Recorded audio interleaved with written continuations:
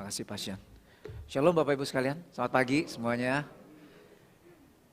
Tuhan baik, amin. Tuhan sangat baik, Tuhan sangat baik. Ya. Hari ini saya diberi tugas menyampaikan firman Tuhan yang temanya adalah bersukacita di dalam Tuhan. Ya.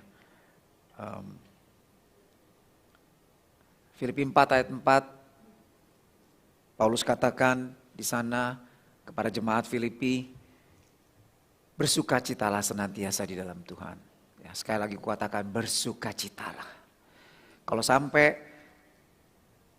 2 kali suatu perintah diberikan, itu artinya sangat-sangat penting. Ya, itu gaya bahasa di dalam Alkitab.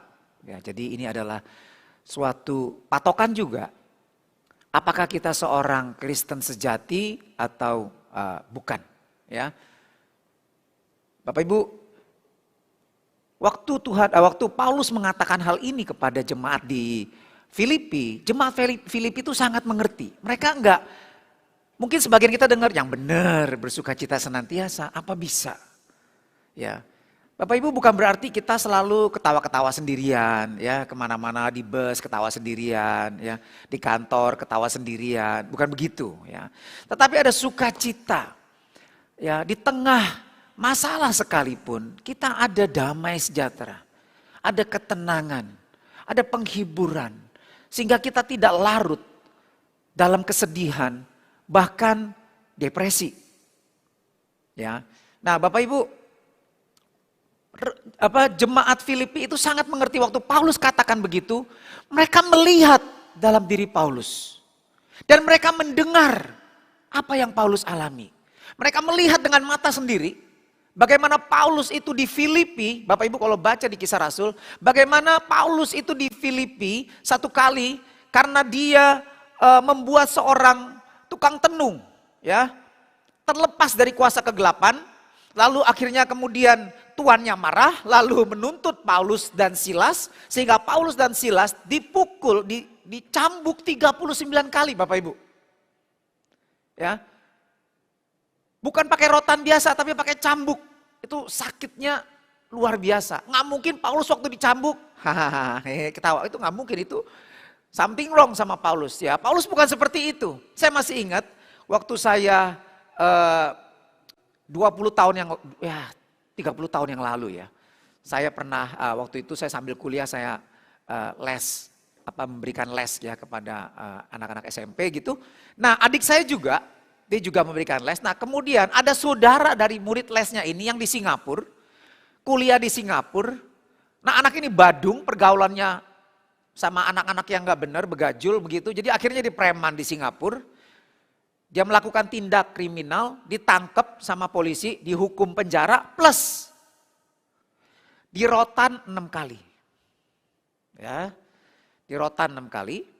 Jadi hakimnya tanya sama dia, mau dirotan 3 kali, terus kemudian berapa minggu kemudian dirotan lagi 3 kali, atau sekaligus 6 kali. Nah ini anak jagoan, preman, ya kan. Ya 6 kali aja sekaligus. Akhirnya dia dirotan. Bapak Ibu tahu? Rotan, bukan rotan beneran gitu ya. Maaf, celananya dibuka. Sini ya, pantatnya bokongnya di rotan. Belum sampai 6 kali dia pingsan. Ya, nggak main-main tuh, sekali dipukul begitu kulit tuh pecah tuh itu. Ya, rotannya besar. Ya, sehingga, nah ini Paulus 39 kali. Dan tentara Romawi yang pukul, ya kira-kira lah. Ya. Tapi Paulus habis disesah. Dia dimasukkan ke penjara di bawah tanah. Bapak Ibu bisa bayangin. Ya, pasti banyak binatang, serangga, ya, mungkin tikus juga di dalam. Bau, gelap. Dia ditaruh di tengah-tengah. Tapi dia bersama Silas, Paulus bersama dengan Silas memuji Tuhan dengan begitu bersukacita, sehingga hadirat Tuhan turun. Malaikat melepaskan Paulus. Amin. Ya, jadi kita lihat bagaimana Paulus mungkin waktu dipukul juga begitu kesakitan, pasti dia teriak. Ya coba aja Bapak Ibu coba di sini deh ya. Coba yang paling kudus, yang paling merasa suci, yang paling dekat sama Tuhan. Coba. Ibu-ibu misalnya lagi potong sayuran, kepotong. Ada nggak yang begini waktu kepotong? Cret. Haleluya, puji Tuhan. Dek, tolong deh ambil salon pas, darahnya netes terus nih. Haleluya, puji Tuhan. Gak ada. Ya, kalau kita masih waras pasti walaupun kita, waduh, ya sering doa puasa sampai berbulan-bulan, tetap kalau kepotong pisau pasti teriak, betul nggak? Sakit, aduh, tolong cepetan deh ambil Tensoplas, ya kan? Itu wajar. Ya, maksudnya bukan kita selalu ketawa-ketawa, tetapi ada sukacita, ada ketenangan. Nah, saya ambil dari Filipi 4 ayat 4 dalam bahasa Indonesia sehari-hari. Ini memberikan gambaran yang lebih jelas. Inilah judul khotbah saya, sukacita selalu karena bersatu dengan Kristus. Ya, semoga kalian selalu bergembira. Sebenarnya ini kata perintah. Ya, ini kata perintah, present active imperatif. Bergembiralah selalu, karena kalian sudah hidup bersatu dengan Tuhan. Ini yang benar. Ini menjadi tanda bahwa kita bersatu dengan Kristus. Di tengah badai kehidupan masalah tetap datang, tetapi ada damai, sukacita. Karena kita bersatu dengan Kristus. Sekali lagi saya berkata, lebih tepat saya perintahkan, saya ingatkan, bersukacitalah. Haleluya, Tuhan baik. Ya. Nah, apa alasan kita bersukacita? Enggak seperti kalau Bapak Ibu dengar motivator-motivator, ayo Bapak Ibu kalau bisnis harus bersukacita. Customer datang, tapi kalau mukanya udah cembetut, ya customer lari semua. Kenapa kita bersukacita? Jangan lihat yang di atas, lihat yang di bawah. Banyak yang lebih susah dari kita. Iya, itu masuk akal. Tetapi bagaimana kalau kita menjadi yang paling rendah? Kita yang paling menderita, paling miskin, sakit berat dan tidak tersembuhkan. Bagaimana kita bersukacita? Motivator dunia gak bisa kasih alasan lagi. Tetapi firman Tuhan tetap berlaku. Kalau kita di dalam Kristus, sekalipun kita paling bawah, kita bisa tetap bersukacita. Dan mestinya kita sungguh-sungguh bersukacita. Apapun yang terjadi. Kenapa? Karena dua hal. Pertama, karena Tuhan Yesus janji bahwa dia sekali-kali tidak akan membiarkan kita. Amin. Dia sekali-kali tidak akan meninggalkan kita sendirian. Ya, di dalam Ibrani 13 ayat 5 katakan, janganlah kamu menjadi hamba uang dan cukupkanlah dirimu dengan apa yang ada padamu.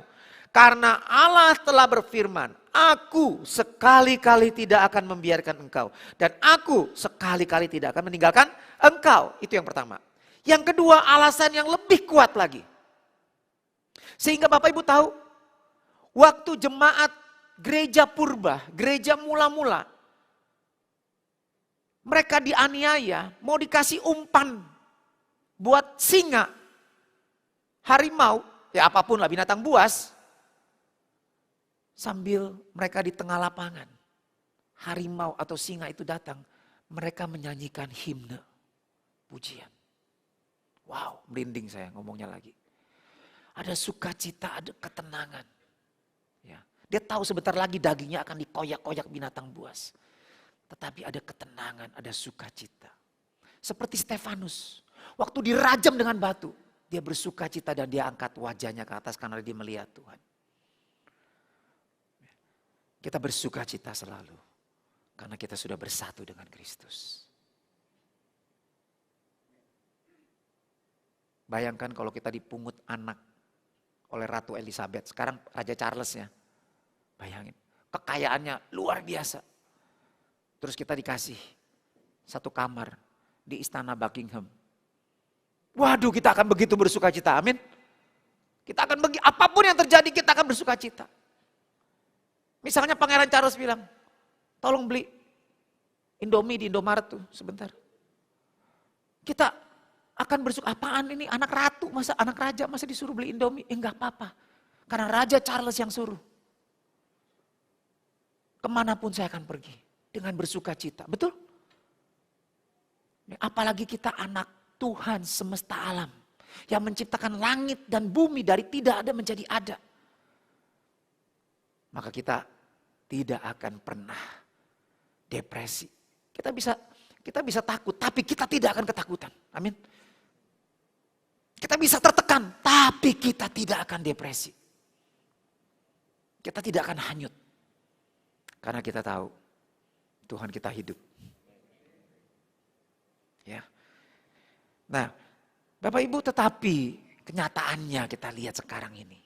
Ya. Saya tampilkan di sini ya, ada 3 pendeta gereja mega church di Amerika. Ya. Ganteng-ganteng semua nih. Ya. Andrew Stocklane, umur 30 tahun. Gerejanya itu jemaatnya 1000-an. Itu mega church itu. Di Amerika kalau udah di atas 200 itu mega church. Mereka punya gedung sendiri, gedung pertemuan sendiri. Bapaknya namanya Dave Stocklane, itu yang membangun gereja ini. Ya. Lalu dia tinggal melanjutkan suksesornya.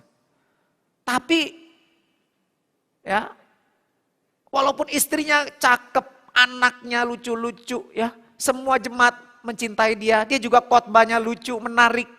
Tapi dia bisa depresi. Ya. Sekalipun badannya atletis ya, banyak orang suka sama dia, tatoan, keren ya, tatoan ya. Tetapi waktu depresi itu datang, karena dia terdeteksi ada sakit di dadanya, ada tumor. Terus kemudian dia mengalami depresi ya, karena tugas khotbah pelayanan. Kalau dia cuti, 4 bulan dikasih cuti sama penatua-penatua di sana. Begitu balik depresi, tetap depresi, dan dia bunuh diri di kantor pastori gereja. Kedua, Jared Wilson, umur 31 tahun. Dia mendirikan Anthem of Hope, pelayanan inner healing. Ya. Dia juga mengalami depresi dan kemudian dia bunuh diri juga. Kenapa? Paginya sebelum dia bunuh diri, dia menulis di Twitternya, Tuhan Yesus tidak bisa menyembuhkan semua depresi kita, PTSD kita, post trauma syndrome ya. Jadi habis mengalami sindrom trauma begitu orang bisa depresi ya. Mengalami kejadian-kejadian misalnya peperangan, apapun kejadian yang bikin dia shock ya, itu jadi depresi. Ya. Tuhan gak selalu bisa menyembuhkan itu semua. Tetapi bukan berarti Tuhan tidak empati. Aneh kan? Bukan berarti Tuhan tidak menyertai kita. Aneh kan? Menyertai kok dibiarkan depresi. Padahal setiap kali Tuhan Yesus datang dan murid-muridnya di tengah ketakutan, kekhawatiran, apa kata Yesus selalu? Apa? Jangan takut. Amin. Aku di sini. Mestinya di mana ada Tuhan tidak ada ketakutan. Sebab Tuhan tidak memberikan kepada kita roh ketakutan. Tetapi roh yang membangkitkan kekuatan, kasih dan penguasaan diri. Mestinya begitu. Tetapi ini ngomongnya dengan nyambung. Tuhan Yesus sayang, Tuhan Yesus menyertai, tapi gak bisa menyembuhkan depresi. Aneh, ini bukan kata-kata Tuhan Yesus, ini bukan kata-kata firman Tuhan. Lalu kemudian jam 7 malam, hari itu juga dia main-main sama anaknya. Istrinya foto, masukin ke Twitter, aduh keluarga bahagia. Jam 10 malam, anak-anaknya tidur, istrinya tidur, dia ambil pistol, jeder, bunuh diri.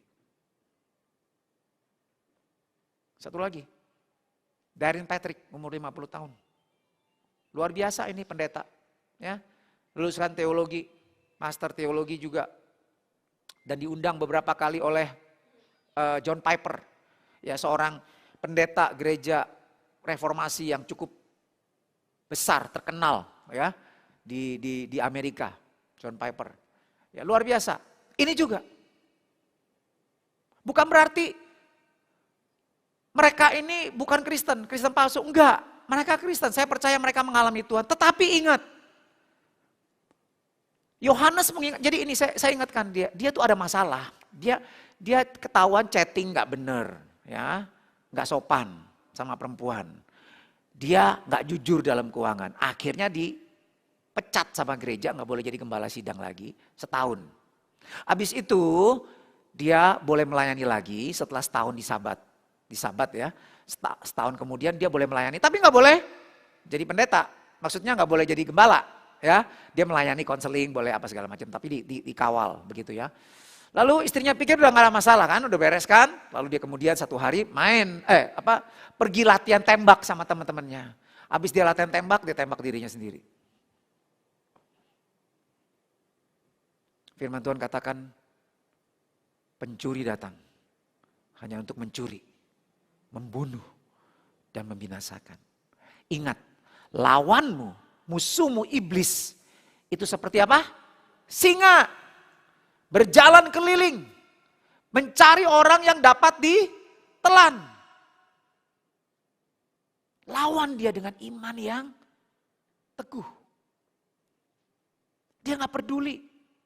Mau karismatik kek, mau reform kek, mau protestan kek, podo wae. Betul? Kalau kamu gak di dalam Kristus, makanan empuk iblis. Ya. Mengapa kita seperti orang dunia? Bisa depresi, bunuh diri. Kenapa? Kok kita kayak artis K-pop ya? Kaya, terkenal, cakep. Itu kan semua yang diingini dunia. Kok bunuh diri ya? Ya kan? Pendeta juga begitu ya. Ini pendeta terkenal begini kok bisa begitu? Kok sama kayak dunia? Kenapa? Seorang hamba Tuhan katakan, karena kita profess Christian but not, artinya gini. Kita mengaku kita Kristen. Kita merasa kita Kristen. Bahkan kita melayani di gereja. Tetapi kita tidak memiliki Kristus dalam hidup kita. Ini yang Paulus ingatkan kepada jemaat di Korintus. Dalam 2 Korintus 13 ayat 5. Ujilah dirimu sendiri. Apakah kamu tetap tegak di dalam iman? Selidikilah dirimu. Apakah kamu tidak yakin akan dirimu bahwa Kristus Yesus ada di dalam diri kamu? Sebab jika tidak demikian, kamu tidak tahan uji. Maksudnya apa? Gak selamat. Ditolak. Karena itu Paulus berkata, aku melatih tubuhku sedemikian rupa. Dia jaga hatinya benar-benar. Supaya tetap murni, tulus, gak munafik di hadapan Tuhan. Dia jaga dengan prinsip nilai kebenaran firman Tuhan. Dia bertobat terus, itu maksudnya aku melatih tubuhku sedemikian rupa. Dan menguasai sepenuhnya. Jangan lepas kontrol, hidup dalam hawa nafsu kedagingan dunia. Seperti orang dunia. Tatoan, ya. Wah, rambutnya warna-warni, ya. Loh, yang penting kan Tuhan lihat hati, betul nggak? Tuhan kan lihat hati kan? Iya. Tetapi saya mau kasih tahu Bapak Ibu. Kalau hati kita benar, penampilan kita pasti benar, amin. Anting, keren. Loh, tatoan, salib tatonya. Emang kalau lihat salib tato kita, ini langsung orang percaya apa? Jadi Kristen apa? Ya kan? Paulus berkata semuanya boleh, boleh. Kok jadi Kristen gak boleh ini, gak boleh itu, gimana sih? Boleh, semuanya boleh. Tetapi apakah itu berguna? Apakah itu membangun iman? Apakah itu memuliakan Tuhan? Kalau enggak ya jangan. Kita akan terlepas dari Kristus. Kita sedang apa ya? Bersahabat dengan dunia namanya itu. Kita menjadi serupa dengan dunia. Akibatnya apa? Yakobus 4 ayat 4 katakan. Persahabatan dengan dunia itu membuat kita menjadi musuhnya Tuhan. Tahu gak arti kata bersahabat dengan dunia? Filia. Cinta dunia. Jikalau kita mencintai dunia, kita sedang memusuhi Tuhan. Kata Yakobus 4 ayat 4. Yohanes mengatakan 1 Yohanes 2 ayat 15. Jangan kamu mengasihi dunia ini. Barang siapa yang mengasihi dunia, kasih akan Bapa enggak ada dalam dia. Kalau kita mengasihi dunia, keinginan mata, hawa nafsu. Keinginan daging, hawa nafsu. Keinginan mata. Enggak apa-apa lah, ini baik kok, ini baik. Enggak pedulilah. Kata Tuhan, ini baik, ini berguna buat saya. Tapi kita enggak cek. Ya, apakah firman Tuhan bilang itu boleh? Itulah dosa Hawa. Buah ini baik kok, berguna kok, manfaat kok, memberikan saya hikmat kok. Ya kan, tahu apa yang baik, apa yang jahat. Curiga malah sama Tuhan. Bener nih, Tuhan takut kali disaingin sama saya nanti. Makan, keinginan mata. Yang ketiga, keangkuhan hidup. Apa keangkuhan hidup? Gampangnya, artinya suka pamer. Itu dosa, 3 dosa manusia. Yang membuat kita, orang Kristen, jauh dari Tuhan. Walaupun merasa masih Kristen, tetapi mengusir. Sehingga gak ada damai sejahtera, gak ada sukacita.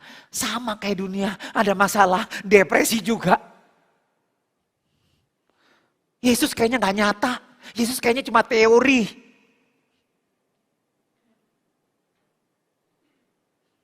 Kenapa kita tidak mengalami Tuhan? Karena firman Tuhan gak di dalam kita. Firman Tuhan gak jadi prinsip hidup kita. Mari kita sekarang mau sungguh-sungguh mencari Tuhan, amin. Bertobat. Jangan main Kristen-Kristenan lagi, percuma. Gak ada gunanya buat kita. Tetap kita jadi makanan empuk setan. Buat apa kita ke gereja, ibadah, kalau kita gak mengalami Tuhan itu nyata dalam hidup kita.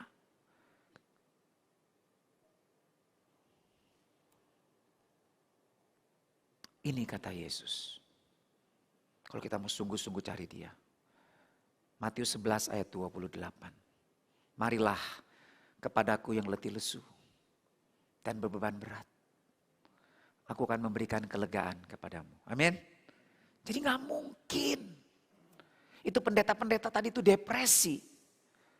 Apa Tuhan yang gak benar ngomongannya? Enggak. Tuhan Yesus bukan pendusta. Dia Tuhan yang benar.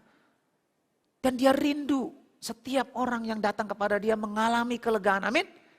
Mengalami damai, sukacita yang dari Tuhan. Karena itu dia undang kita semua. Yang sadar, yang mau bertobat.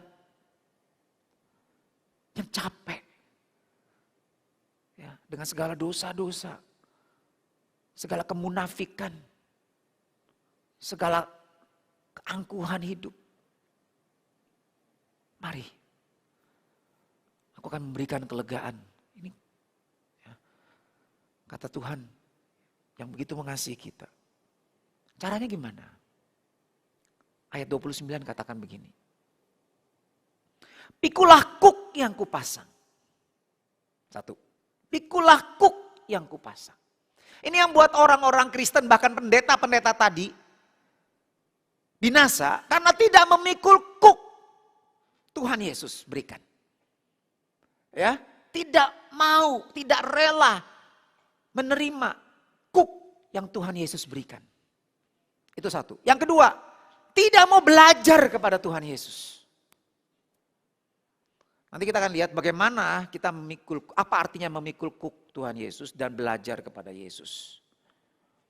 Ya, sebab aku lemah lembut dan rendah hati kata Tuhan Yesus, maka jiwamu akan mendapat ketenangan. Kita akan mengalami sukacita dari Tuhan. Tuhan Yesus semakin nyata dalam hidup kita. Bukan cuma teori. Ya. Nah, oke, apa arti kata memikul kuk? Bapak Ibu, ini istilah yang umum sebenarnya ya. Kita lihat di dalam Yesaya 14 ayat 25 dikatakan begini. Aku akan membinasakan orang Asyur dalam negeriku. Ini firman Tuhan ya, Allah semesta alam. Dan menginjak-injak mereka di atas gunungku. Kuk yang diletakkan mereka atas umatku akan terbuang. Dan demikian juga beban yang ditimpakan mereka atas bahunya. Ini kuk Asyur, penjajah. Memasang kuk atas bangsa Israel. Kuk artinya apa? Perbudakan. Bangsa Israel dikalahkan oleh Asyur sehingga bangsa Israel menjadi budak Asyur. Kuk Asyur.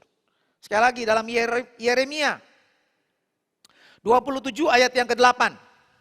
Tetapi bangsa dan kerajaan yang tidak mau takluk kepada Nebukadnezar Raja Babel dan yang tidak mau menyerahkan tengkuknya ke bawah kuk Raja Babel, maka bangsa itu akan kuhukum dengan pedang, kelaparan dan penyakit sampar. Demikianlah firman Tuhan, sampai mereka kuserahkan ke dalam tangannya. Jadi kuk itu kita tahu artinya perbudakan. Nah sekarang syaratnya supaya kita bisa mengalami janji Tuhan dan kita bisa melihat Tuhan Yesus itu suatu pribadi yang nyata, yang tidak pernah tinggalkan kita, dan kita bisa mengalami Dia dalam setiap kehidupan apa masalah yang kita hadapi, kita harus menjadi budak Kristus. Kita harus jadi budak apa? Tuhan Yesus. Apa artinya jadi budak Tuhan Yesus? Bapak Ibu, memikul kuk ini bukan artinya Tuhan Yesus jadi sapi senior, kita jadi sapi junior. Tuhan Yesus sapi senior, ya sapi limosin ya, yang gede ya, sapi limosin ya. Yang 1 ton itu beratnya ya. Terus kita sapi junior, yang kecil. Lalu Tuhan Yesus, ikut gua. Bukan begitu Bapak Ibu. Ada di sini yang petani? Saya dulu berkebun, ya, kebun jagung, super sweet corn di puncak. Dan saya lihat banyak. Di dalam dunia perkukan, maksudnya maksudnya yang pertanian gitu ya. Istilah kuk ini udah sangat umum. Nggak usah ilmu tinggi, petani itu udah ngerti. Kalau ada 2 binatang di satu kuk, yang ngontrol siapa? Bukan yang senior. Siapa? Petaninya yang ngontrol. Walaupun petaninya ceking 50 kilo, sapinya besar 300 kilo. Nggak peduli. Kalau kuk udah dipasang ke tengkuknya, petani yang kurus kering ini yang ngontrol. Betul? Nggak bisa badan gue gede. Gue mau ke kiri. Nggak bisa. Kanan. Nggak bisa. Pilihan. Terus yang kecil bilang, lu belajar sama gue ya. Udah pengalaman bro. Ikut. Gak bisa, petani bilang. Kanan. Langsung. Ya kan? Itu yang terjadi. Dan yang kedua. Sapi yang besar, hewan yang besar gak bisa satu kuk dengan hewan yang kecil. Itu berbahaya. Dan hukum Taurat melarang itu. Kenapa? Bayangin Bapak Ibu yang punya mobil, yang nyetir mobil. Satu di ban depan itu 220 mm lebarnya. Yang di sini pasang ban motor. Nah coba deh nyetir. Rasanya kayak apa itu? Pasti kecelakaan, betul gak? Gak bisa. Sama. Hewan besar sama hewan kecil gak bisa. Akibatnya apa Bapak Ibu? Hewan kecil ini bukan mengalami damai sejahtera. Mati dia. Kenapa? Ketarik terus dia. Gak bisa. Bill Gates menjelaskan begini. Dalam kenyataan dan Taurat juga dikatakan hewan yang tidak sama kekuatannya atau beda jenisnya tidak boleh satu kuk. Ini berbahaya karena tidak seimbang. Ulangan 22 ayat 10. The law of God forbids the yoking of 2 animals of different sizes and strengths, because to do so would place the smaller, weaker animal in a position of constant pain and pressure. Bill Gates, seorang pengajar Alkitab, mengatakan, dia menjelaskan Ulangan 22 ayat 10 itu maksudnya. Binatang yang beda jenis dan kekuatannya itu nggak boleh satu kuk. Kenapa? Bahaya. Hewan yang kecil ini akan tersiksa. Dia nggak mengalami kelegaan. Ya. Dia akan celaka. Jadi sekali lagi, kuk itu yang kendalikan adalah petani. Ya, penjajah, penguasa. Siapa? Kalau Tuhan Yesus berkata, pikulah kuk yang kupasang. Tuhan Yesus satu-satunya penguasa hidup kita. Amin. Alkitab bahasa Indonesia sehari-hari menjelaskannya begini. Dia nggak mengatakan kata kuk. taatilah perintahku. Itu yang benar. Satu kali saya ngomong sama anak saya, beberapa minggu lalu, saya telepon anak saya, karena dia sekolah di luar, ya, saya mau monitor dia. Ya, walaupun dia sudah melayani Tuhan. Ya, anak saya sudah, yang satu tim teologi, yang satu juga dia melayani, ya dia suka inilah ya, belajar gitu, dia melayani juga di gereja. Terus saya telepon dia, saya tanya, Livia, apakah kamu menikmati Tuhan hari ini? Bapak Ibu tahu, tujuan kita menjadi Kristen apa? Tujuan Tuhan selamatkan kita apa? Supaya kita menikmati Tuhan dan memuliakan Tuhan. Bukan cuma melayani, ya boleh betul. Ya, tetapi kita juga harus menikmati kehadiran Tuhan, kasih Tuhan, sehingga kita selalu disegarkan. Amin, itu loh. Lalu saya tanya dia, kamu menikmati Tuhan? Oh iya, bagaimana? Ya pada saat saya susah, Tuhan hibur saya lagi kerjain yang proyek-proyek yang susah, Tuhan kasih kekuatan kepada saya sehingga saya bisa menyelesaikannya. Waktu teman-teman nggak ini sama saya, Tuhan menghibur saya gini-gini. Tuhan baik Pak, aku menikmati. Saya bilang gini sama dia. Itu mah klise Livia, klise, tahu klise ya? Itu basa-basi doang. Saya bilang sama dia.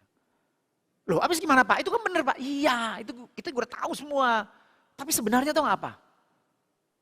Gimana Pak? Waktu kamu mentaati firman Tuhan. Sekalipun kelihatannya susah. Sekalipun kelihatannya nggak enak. Tetapi kamu dengan rela, dengan sukacita. Kamu mau taat sama firman Tuhan. Karena kamu tahu Tuhan Yesus nggak pernah memerintahkan sesuatu yang jahat. Karena Tuhan Yesus mau kita mengalami kebaikan. Kebaikan. Terutama supaya kita semakin serupa dia. Kalau kita mengerti itu dan kita mau taat sama perintah Tuhan. Walaupun daging kita rasanya gak enak. Kamu akan alami kebahagiaan. Papa, kamu tahu mestinya habis dari pelayanan di Bali. Abalok Bali, sosialisasi doktrin saya mesti ke Singapura. Karena ada urusan kantor. Tiket sudah dibayarin sama kantor. Saya tinggal langsung dari Bali saya langsung ke Singapura. Ya meeting sebentar, saya bisa menikmati me time. Bukan me time, bukan ya. Me time. Waktu saya sendiri enjoy. Ya saya bisa, wah teorinya sih saat teduh ya kan. Tapi sebenarnya gue bisa makan ini, gue bisa makan itu, gue bisa gini. Ya udah enak lah, gue bisa relax sendirian gitu ya. Di hotel, nyaman gitu. Saya udah bayangin gitu. Kebetulan. Orang yang mau meeting sama saya demam. Jadi gak pergi. Wah lebih enak lagi saya. Ya gak? Tiket udah dibayarin tinggal saya pergi aja. Wah langsung tuh. Kedagingan, keinginan mata, keinginan daging semua keluar semua. Maksudnya makan ya kan. Relax gitu ya. Ya sambil saya siapin firman lah ya. Kan saya mesti khotbah juga. Saya mesti siapin bahan-bahan. Saya pikir gitu. Tapi waktu saya berdoa, enggak lah. Saya diingatkan sama Paulus di Filipi. Waktu Paulus katakan, aku tuh ditarik dua sisi. Di satu sisi aku ingin bersatu dengan Tuhan. Aku pengen pulang, capek gue pelayanan di sini. Digebukin, disambitin, dihina, ditolak. Capek gue. Udahlah gue pulang aja ke rumah Tuhan. Gue sebentar lagi dihukum mati. Udahlah gue mau pulang. Tapi karena saya ingat kalian. Kalian perlu dikuatkan. Kalian perlu diajar. Kalian perlu dimuridkan. Itu yang lebih baik. Itu yang perlu. Karena itu aku tahu. Aku pilih. Aku bersama kalian. Sekalipun susah. Sekalipun gak enak. Justru di situ dia semakin mengalami Tuhan. Jadi waktu saya ingat itu. Saya bilang Tuhan, oke Tuhan. Saya gak pergi. Saya balik ke Jakarta. Ya, ada tugas yang saya mesti kerjakan. Pekerjaan kantor bisa lebih cepat kelar. Saya bisa pelayanan, ya besuk segala macam. Karena memang ada orang yang mesti saya besuk sakit. Nah terus kemudian waktu saya ambil keputusan itu. Ada damai sejahtera. Ada sukacita. Ada penghiburan dari Tuhan. Ada pencerahan lagi dari firman Tuhan yang lain. Wow saya disegarkan. Ya, Itu yang dimaksud Yakobus 1 ayat 25. Ya, oke. Nah, kemudian itu pikul kuk. Ya, taati perintah Tuhan. Jangan negosiasi. Ikutin, taatin firman Tuhan. Belajar mengerti dengan benar firman Tuhan. Ya, supaya kita bisa taati dengan benar. Sehingga kita bisa ngajar yang benar. Kalau kita salah mengerti firman Tuhan, salah praktek, salah ngajar, hati-hati. Kata Tuhan, nasib kita akan lebih buruk daripada orang yang dikalungin batu kilangan dan dilempar ke laut. Ya, kalau kita salah ngajar, salah praktekkan firman Tuhan. Itu yang pertama, pikul kuk. Yang kedua, belajarlah kepadaku, kata Tuhan. Sebab aku lemah lembut dan rendah hati, maka jiwamu akan dapat ketenangan. Nah, belajar sama Tuhan Yesus, belajar apanya? Ya belajar firman Tuhan lah. Ya, coba sekarang kita. Hari ini apakah kita belajar firman Tuhan? Petrus katakan begini dalam 1 Petrus 2 ayat 2. Apa? Hendaklah kita sama seperti bayi. Ya, orang Kristen tuh supaya bisa bertumbuh dan selamat, dan jadilah sama seperti bayi yang baru lahir. Bukan selalu jadi bayi, tetapi kita punya attitude seperti bayi yang baru lahir. Apa? Ciri-cirinya, yaitu selalu ingin akan air susu yang murni dan yang rohani, supaya olehnya kamu bertumbuh dan beroleh keselamatan. Kenapa kita nggak selamat? Kenapa kita nggak bertumbuh kerohaniannya? Karena kita tidak selalu rindu, tidak selalu haus akan susu yang murni dan yang rohani. Apa itu? Bapak Ibu, selalu suka, bukannya disiplin minum susu, enggak. Suka akan susu yang asli. Bukan susu instan, bukan susu-susu buatan, tapi susu yang murni. Apa? Yaitu firman Tuhan. Itu susu yang murni. Karena kata yang rohani sebenarnya bahasa aslinya bukan yang rohani, tetapi logiken, artinya firman. Makanya King James menerjemahkannya the word. Ya, the spiritual milk of the word. Firman. Itu yang benar. Jadi kita harus selalu minum susu yang murni. Selalu loh. Bapak Ibu yang punya bayi. Saya mau tanya, kalau kasih minum bayinya sedikit-sedikit tapi sering atau seminggu sekali? Segentong, 1 galon sekaligus. Seminggu. Dadah, sampai ketemu minggu depan. Shalom, bye-bye. Minggu depan lagi, 1 galon. Coba lihat, itu anak bertumbuh gak? Ya enggak lah, mencret ya itu. Nah kita juga begitu orang Kristen kan. Dengar firman seminggu sekali. 1 jam. Lebih dari 1 jam udah mulai gelisah. Ya, tapi kalau nonton film drakor, film silat, film Bollywood, waduh itu 2 jam, 3 jam seger aja tuh. Gak heran kita serupa dengan dunia. Gak heran kita gak bertumbuh. Dan lebih celaka, gak selamat. Makanya kita harus selalu suka akan susu yang murni, selalu suka. Tahu karena itu berguna.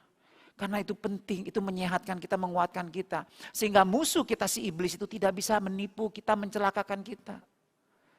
Sehingga kita ngerti maksud dia dan kita bisa mengalami Tuhan nyata dalam hidup kita. Waktu kita ngerti dan kita taati, kita akan bersuka cita. Amin. Ya. Loh Pak, buktinya banyak orang belajar Alkitab semakin pinter. Itu yang tadi tuh dari Patrick. Terus sekolah Alkitab pinter-pinter, bunuh diri juga. Tuh gimana coba?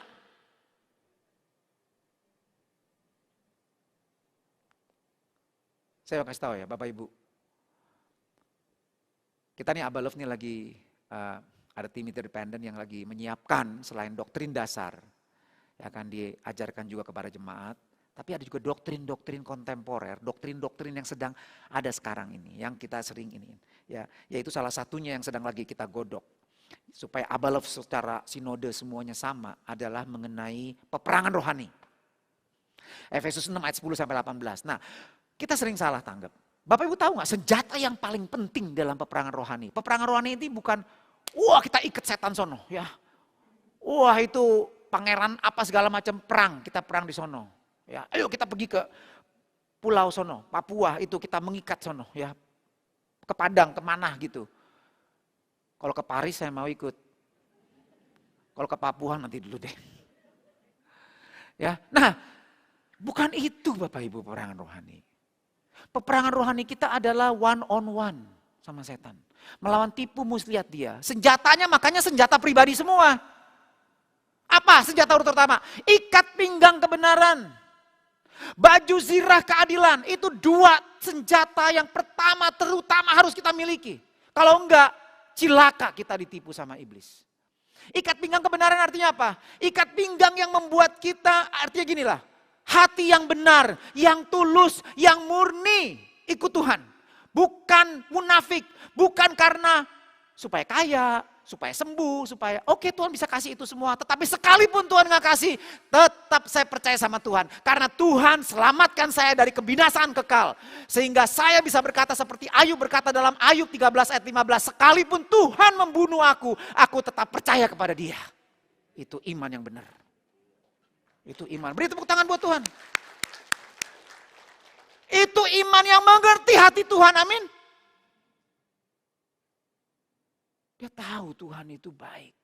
Jadi sekalipun kelihatannya berat, kelihatannya susah, Tuhan biarkan kita sendirian. Kelihatannya Tuhan diem aja waktu kita sedang mengalami masalah. Oh, gak ada masalah. Karena saya tahu mata Tuhan sedang menjelajah dunia untuk kepada dia. Supaya dia limpahkan kekuatannya kepada orang itu. Amin. Dan saya rindu itu saya Tuhan. Maka kita akan lihat kekuatan Tuhan. Kekuatannya Tuhan loh. Penghiburan Tuhan. Kasih Tuhan akan melimpah dalam hidup kita. Oke, nah jadi lu kok bisa orang itu belajar firman Tuhan kok jadi seperti ahli Taurat orang Farisi gitu ya. Sesat gitu ya. Bunuh diri malah. Kenapa? Karena satu, hatinya bengkok. Gak lurus sama Tuhan. Ada hidden agenda. Munafik. Dia bukan hamba Tuhan tapi hamba uang misalnya. Ya kan? Banyak macam. Tapi gak tulus hatinya. Itu masalahnya kita. Makanya Paulus ingatkan kepada jemaat Korintus. Ujilah dirimu. Apakah kamu tetap tegak dalam iman? Cek selalu hati kita. Makanya Raja Daud berkata, Tuhan ujilah hatiku. Apakah aku sungguh-sungguh mengasihi engkau? Amin. Terus, kita harus cek terus. Ini yang namanya sanctification. Kalau kita sudah diselamatkan, kalau kita sudah dibenarkan Tuhan, maka hidup kita bukan tanpa dosa. Bukan sinless, tapi sinless. Makin peka sama dosa. Makanya ciri orang yang lahir baru, Kristen sejati, dia akan bertobat tiap hari. Dengar firman Tuhan, aduh iya Tuhan. Enggak, wah cocok ini buat dia nih. Cocok ini, mesti dia dengar tuh biar dia bertobat dia. Enggak, ya saya Tuhan. Saya. Ini saya Tuhan. Saya Tuhan. Dengar lagu puji-pujian, aduh iya saya Tuhan. Ya kan? Baca firman, saya Tuhan. Bertobat. Ini Kristen sejati. Bertobat terus. Disucikan terus. Sampai satu hari kita diangkat dan dimuliakan Tuhan. Nah, mengapa kita pasti berhasil kalau kita belajar sama firman Tuhan? Jadi kalau kita punya hati tulus, mau belajar, Tuhan jamin. Barang siapa yang haus akan kebenaran akan dipuaskan. Amin. Bapak mana yang anaknya minta roti dikasih batu? Minta ikan dikasih ular? Enggak mungkin. Apalagi Bapakmu di sorga. Dia akan memberikan Roh Kudus. Rohnya sendiri loh. Dirinya sendiri dia akan berikan kepada orang yang haus akan kebenaran. Jadi saya yakin kalau hati kita benar, kita gak mungkin sesat. Kita gak mungkin binasa. Kita gak mungkin seperti pendeta-pendeta tadi. Karena kita memiliki Kristus dalam hidup kita.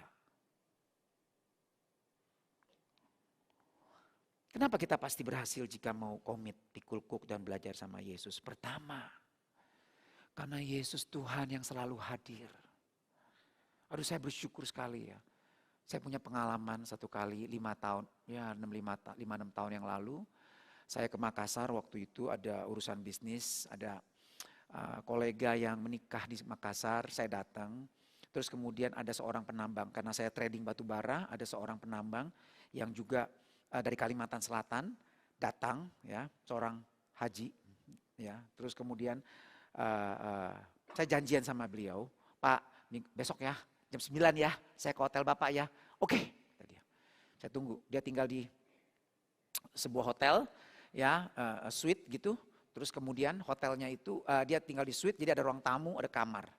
Nah, saya datang jam 9 pagi di ruang tamunya, ada ibu-ibu. Nggak taunya orang pinter. Sopan, baik, ramah, sambil linting rokok. Rokok nih ibu-ibu. Terus penambang ini, batu bara ini, Pak Haji ini, Pak David, ini orang ibu ini pinter.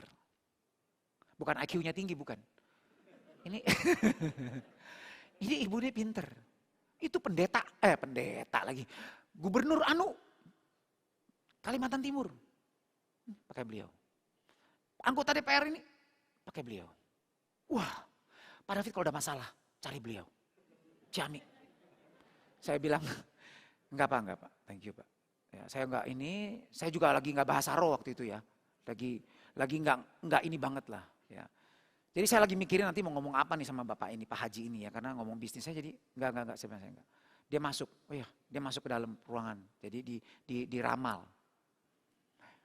Gak lama 5 menit dia teriak. Pak David, sini Pak David. Ada apa ini? Saya begitu masuk, buka pintu, tiba-tiba jarak 10 meter gini ya. Ibu itu di sini nih. Teman saya itu, Pak Haji itu di sini, lagi diramal kan. Saya masuk dari situ, begitu saya masuk langsung ibu ini teriak. Ngomong bukan bahasa roh yang pasti. Pokoknya ngomong apa gak jelas gitu ya. Saya juga kaget, jadi galak banget ibu ini ya. Terus habis itu yang penerjemahnya ngomong gini, Pak David stop. Jangan bergerak. Ilmu Bapak bentrok sama ilmu ibu ini. Bentrok ilmunya. Ilmu apa? Masih gak ngeh saya loh. Aduh bener-bener sangat kurang rohani saya waktu itu tuh bener-bener. Lagi mikirin bisnis kerjaan jadi saya gak ngeh gitu. Wah apa ya? Saya gak tahu, soalnya saya gak sangka ibu ini lagi kesurupan. Saya pikir, loh orang kalau kesurupan saya pernah lihat matanya tuh ke atas kan. Ini gak normal gitu loh. Biasa cuma ngomongnya tiba-tiba kok jadi bahasa apa gitu ya. Nah terus kemudian langsung dia tanya, Bapak agamanya apa? Kristen. Saya bilang Kristen. Langsung ibu ini bilang, Betani katanya. Saya pikir, apa ya Betani ya? Oh Betani. Dipikir saya Betani. Oh Betani Pak ya? Bukan, Abalaf. Ya. Jadi habis itu, terus udah itu ya saya. Terus habis itu ibu ini bangun, saya masih nggak ngeh tuh. Aneh ya ibu ini ya, kok ilmu, saya udah berasa ini ada ilmu, maksudnya dia ada ilmu apa gitu ya. Saya masih nggak ngeh gitu loh, nggak ngeh bener-bener dia kesurupan. Nah terus kemudian dia jalan, dia di depan, dia lihat air, kan di depan kamar itu kolam renang. Terus penerjemahnya bilang, oh ya ibu kalau lagi begitu dia suka lihat air katanya. Udah, saya mau ngintip karena ternyata dia itu meramal teman saya ini, bapak ini ya, Pak Haji ini, dan tepat bahwa dia punya musuh yang mau menghabisi dia, dan yang tahu masalah ini cuma saya berdua, saya dan Pak Haji itu. Karena kita punya bisnis di Kalimantan Selatan, yang lain orang Makassar, nggak ada yang tahu. Jadi dia panggil Pak David, bener nih orang nih mau ngerusak gua nih, ya kan? Ini loh bener nih saksinya ini loh. Jadi tulisannya, nama orang itu tertulis di tangannya ibu ini, sakti nggak? Ya kan? Pinter tuh IQ-nya luar biasa tuh bisa begitu. Nah, tahu saya juga. Nah akhirnya waktu dia lihat itu terus saya deketin dia. Saya penasaran mau lihat ini tulisannya. Saya deketin. Begitu saya deketin, dia langsung kayak ketakutan gitu. Terus dia kayak orang pingsan gitu. Terus dipegangin, terus dia sadar kayak orang bingung. Begitu bangun kayak orang bingung. Saya baru ngeh. Ya ampun tadi rupanya dia lagi trans. Lagi kesurupan gitu loh. Iya kan? Nah jadi rupanya itu roh tenung itu. Tiba-tiba dalam hati saya ada suara. Sebab roh di dalam kamu lebih besar daripada roh di dunia ini. Amin. Beri tepuk tangan buat Tuhan. Kita sering nyanyi, Your presence is heaven to me. Ya kan? Your presence is heaven to me. Kita rindu nyanyi, aduh Tuhan hadiratmu. Kalau lagunya naik gitu, aduh rasanya Tuhan di sini ya. Gue bisa makan merinding gue. Bukan soal merinding enggak. Baru Tuhan hadir, bukan. Bapak Ibu tahu Tuhan tidak pernah tinggalkan kita loh. Rohnya itu dia sudah berikan sebagai jaminan bagian kita sampai kita memperoleh seluruhnya. Yaitu penebusan yang menjadikan kita milik Allah untuk memuji kemuliaannya. Efesus 1 ayat 14. Jadi kita sering gak sadar gitu loh. Di situ saya minta ampun sama Tuhan. Aduh Tuhan ampuni saya. Saya lupa Engkau tidak pernah tinggalkan saya. Di situ saya bersyukur. Saya bilang Tuhan, aduh betapa bersyukurnya saya. Tuhan Engkau baik. Sekalipun saya gak merasa, saya lupa loh sama Engkau. Engkau tidak baper. Ya kan? Dia tetap menyertai kita. Dia tidak tersinggung. Kalau mama saya pergi tanpa pamit. Pulang gak manggil mama saya marah sama saya. Kurang ngajar. Ya, udah gede lupa sama mama. Dulu masih kecil, mama susah-susah urus kamu. Sekarang udah gede lupa sama mama gak pamit. Jadi saya mau pergi saya harus pamit, pulang harus panggil mama saya. Untung Roh Kudus gak begitu. Ya kan? Kita lupa sama dia, Tuhan gak pernah lupa sama kita. Amin. Tetap dia menyertai kita. Semakin kita sadar ini, semakin kita bersyukur sama Tuhan. Itu yang pertama. Karena itu kalau kita mau belajar sama Tuhan, pasti berhasil. Kita akan alami damai sejahtera dan sukacita. Yang kedua, kenapa kita berhasil? Karena Tuhan itu adalah guru yang lemah lembut dan rendah hati. Maka jiwa kita akan mendapat ketenangan. Saya masih ingat, saya punya guru. Saya dulu SMP, SD, matematik saya pas-pasan. Ya, 5 di rapot, 5 lebih. Ya, guru saya tuh, wah jenius banget deh. Ya, pinter. Pak Yanto namanya, di Karunia, saya masih ingat. Pasar Baru. Jadi teman-teman yang sekolah dari situ pasti masuknya SMAK 1, SMAK 2, SMAK 3 gitu ya. Nah, waktu saya masuk SMA, saya punya guru namanya Pak Supriyono, saya ingat banget. Guru matematik. Dia bilang begini, saya gak pinter matematik. Tapi saya punya guru yang baik, yang sabar, yang lemah lembut. Maka saya bisa berhasil. Saya ngerti kalian yang lemah matematik. Ya, kita akan belajar dan kalian pasti berhasil. Benar Bapak Ibu. Saya belajar sama dia, aduh dia guru yang baik dan lemah lembut sabar. Ya, akibatnya bukan cuma ulangan saya dapat 9. Rapot saya matematik saya 9. Bukan karena saya hebat, tapi karena saya punya guru yang sabar dan lemah lembut. Amin. Sama juga Tuhan Yesus. Ya, Tuhan Yesus adalah guru yang sabar. Jadi kalau kita belajar sama dia terus, kita mau komitmen pikul salib, kita mau jadi budak dia, percaya deh, kita pasti berhasil. Kita pasti akan alami damai sejahtera, sukacita. Apapun yang kita alami, masalah apapun yang kita alami, tidak jadi masalah kalau ada Yesus bersama-sama kita, amin. Waktu saya tinggal 3 menit, saya mau kasih contoh sebenarnya. Bagaimana saya bergumul dalam dosa. Dan bagaimana Tuhan lewat firman-Nya memerdekakan saya. Ya. Tapi orang waktunya gak keburu, ya, saya cuma mau ingatkan satu ayat. Cuma ini caranya kita bisa mengalami kemerdekaan. Kita bisa dimenangkan. Kita bisa mengalami Yesus nyata dalam hidup kita. Kita bisa mengalami damai sejahtera. Dan firman Tuhan bukan hanya teori, tapi kenyataan dalam hidup kita. Apa? Yohanes 8 ayat 31 sampai 32. Jikalau kamu tetap dalam firman-Ku, maka kamu adalah benar-benar murid-Ku. Jikalau kita komit, kita mau taat sama firman Tuhan karena yakin firman Tuhan satu-satunya kebenaran dalam hidup kita. Yesus satu-satunya jalan dan yang benar. Karena kata Aletheia, kebenaran itu sebenarnya yang lebih tepat. Akulah jalan, kebenaran dan hidup. Lebih tepat begini. Akulah jalan satu-satunya. Akulah yang benar. Dan akulah kehidupan itu sendiri. Kalau kita pegang itu, maka kita akan tetap dalam firman Tuhan. Kita akan terus mau taati, jatuh, bangun lagi. Dan kalau kita tetap begitu, kita adalah benar-benar murid Tuhan. Dan cepat atau lambat kita akan mengetahui kebenaran. Kita akan mengerti kehendak Tuhan. Dan kita akan mengalami kemerdekaan. Amin. Jikalau kamu tetap dalam firman-Ku, kamu benar-benar murid-Ku. Dan kamu akan mengetahui kebenaran. Dan kebenaran itu akan memerdekakan kamu. Amin. Mari kita berdoa. Bapa di sorga, Tuhan terima kasih. Tuhan, Engkau bukan hanya teori Tuhan, Engkau nyata Tuhan. Engkau Allah yang hidup Tuhan. Buka mata kami. Buka mata kami Tuhan supaya kami sadar betapa Engkau baik. Engkau yang mencari kami Tuhan. Engkau Tuhan yang datang menemukan kami saat kami ada dalam kegelapan. Dan Engkau yang membawa kami ke dalam terang-Mu. Tuhan, ingatkan kami itu selalu. Supaya apapun yang terjadi kami tetap tegak dalam iman Tuhan. Tuhan, kami mau seperti bayi yang selalu rindu akan susu yang murni, yaitu firman-Mu. Tiap hari Tuhan beri kami kehausan dan kelaparan akan firman-Mu. Supaya kami boleh bertemu dengan Engkau setiap hari Tuhan. Sehingga kami boleh mengalami kekuatan. Sehingga rohani kami boleh bertumbuh. Dan kami boleh mengalami keselamatan yang dari Engkau Tuhan. Kami berdoa Tuhan supaya setiap telinga yang mendengar Engkau buka.